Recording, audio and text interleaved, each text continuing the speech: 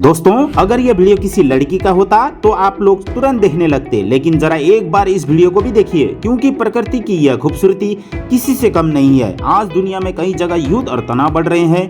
इन लड़ाइयों में सिर्फ इंसान ही नहीं, सबसे ज्यादा नुकसान प्रकृति को होता है। जंगल जलते हैं, नदियां प्रदूषित होती है, हवा जहरीली हो जाती है और इसका असर पूरी धरती पर पड़ता है। प्रकृति हमें जीवन देती है, इसलिए इसकी रक्षा करना हमारी जिम्मेदारी है। अगर आपको भी प्रकृति से प्यार है तो इस वीडियो को लाइक करें और चैनल को सब्सक्राइब जरूर करें।